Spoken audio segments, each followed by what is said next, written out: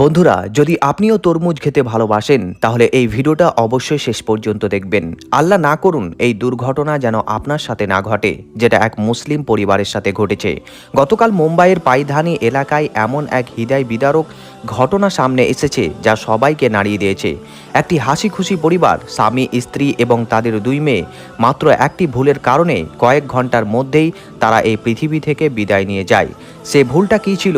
কোথাও কি সে একই ভুল আপনিও করছেন না? তাই আজকের এই ভিডিওটি আপনার জন্য খুবই গুরুত্বপূর্ণ।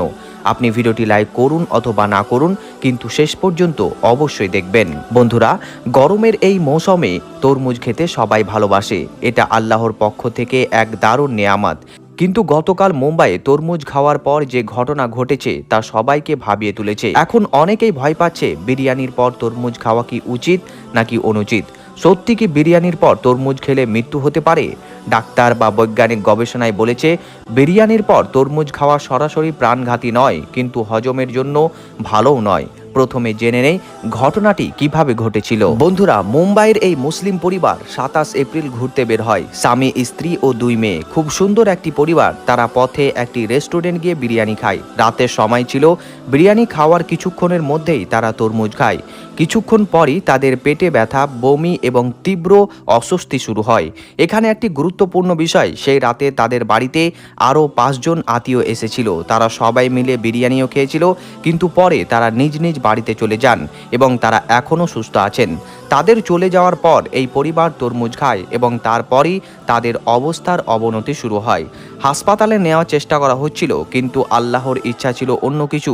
আবদুল্লাহ ও তার স্ত্রী নাসরিন এবং তাদের দুই মেয়ে আয়েশা ও জাইনাব আজ আর আমাদের মাঝে নেই। বন্ধুরা, পুলিশের প্রাথমিক তদন্তে এটিকে ফুড পয়জনিং বলা হয়েছে, কিন্তু এটা বিষয় লক্ষণীয়। যারা শুধু বিরিয়ানি খেয়েছিল তাদের কিছুই হয়নি, আর যারা তরমুজ খেয়েছিল তারাই অসুস্থ হয়েছে। এখন প্রশ্ন, বিরিয়ানি আর তরমুজ একসঙ্গে কি খাওয়া যাবে না, বা খেলে কি কোনো অস্বস্তি হবে? বৈজ্ঞানিকভাবে এটি প্রাণঘাতী নয়, কিন্তু হজমের জন্য ভালো নয়। ডাক্তারদের মতে তরমুজে প্রায় 92% পানি বা ফাইবার থাকে।